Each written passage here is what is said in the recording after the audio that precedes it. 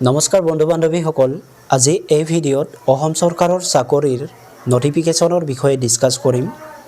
Notification out হৈছে অসমৰ পঞ্চায়ত বিভাগৰ চাকৰি। টোটেল 1508টা পদ ওলাইছে। ইয়াত কি ডকুমেণ্ট লাগিব, কি কোৱালিফিকেশ্যন লাগিব, মই এই ভিডিঅ'ত ডিটেইলছত ডিছকাছ কৰিম। চ' আপোনালোকে ভিডিঅ'টো স্কিপ নকৰাকৈ শেষলৈকে চাব। বলক তেন্তে ভিডিঅ'টো ষ্টাৰ্ট কৰোঁ। এই এডভাৰটাইজমেণ্টটো পাব্লিছ কৰিছে panchayat and rural development of আছামৰ দ্বাৰা। টোটেল পষ্ট মুকলি কৰিছে 1508টা। ছিলেক্ট কৰা হ'ব কণ্ট্ৰেকচুৱেল বেচিছত।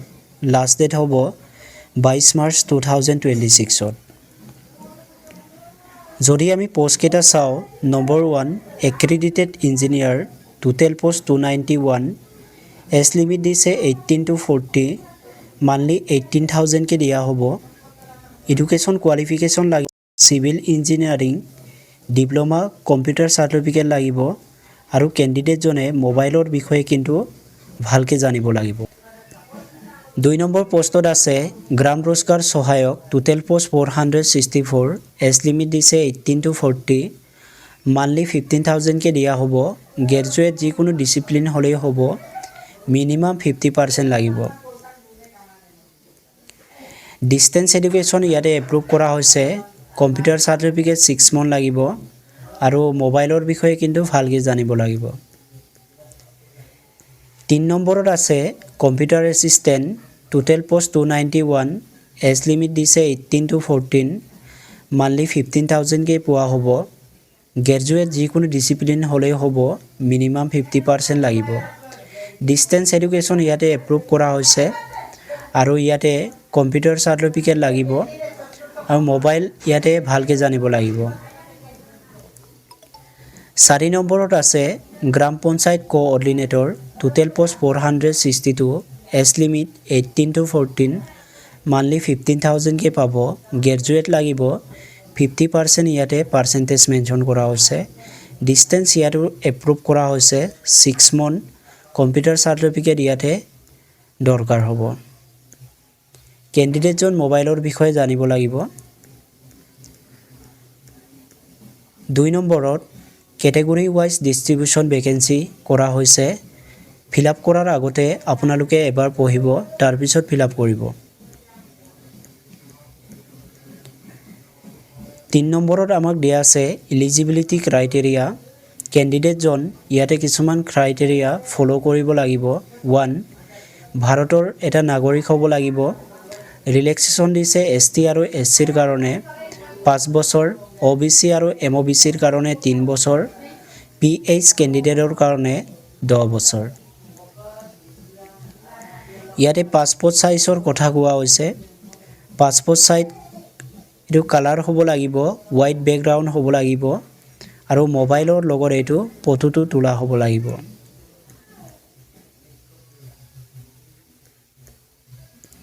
চিগনেচাৰ আপলোড কৰিব লাগিব আৰু কিছুমান ডকুমেণ্ট ইয়াতো আপলোড কৰিব লাগিব। বাৰ্থ চাৰ্টিফিকেট নতুবা মেট্ৰিকৰ এডমিট কাৰ্ডখন আপলোড কৰিব লাগিব। ID প্ৰুফ, পান কাৰ্ড হ'লেই হ'ব, ভোটাৰ ID হ'লেই হ'ব, আধাৰ কাৰ্ড হ'লেই হ'ব, ড্ৰাইভিং লাইচেঞ্চ হ'লেই হ'ব। মাৰ্কশ্বিট ইয়াতে মিনিমাম এডুকেশ্যনেল কোৱালিফিকেশ্যনৰ কাৰণে মাৰ্কশ্বিট লাগিব আৰু কম্পিউটাৰ চাৰ্টিফিকেট লাগিব। ইয়াতে কাষ্ট চাৰ্টিফিকেট লাগিব, OBC, MOBC, SC, STP আৰু STHৰ কাৰণে। 5 নম্বৰত মোড অফ ছিলেকশ্যনৰ বিষয়ে কোৱা হৈছে। ৰিটেন ইয়াতে এক্সাম দিব লাগিব।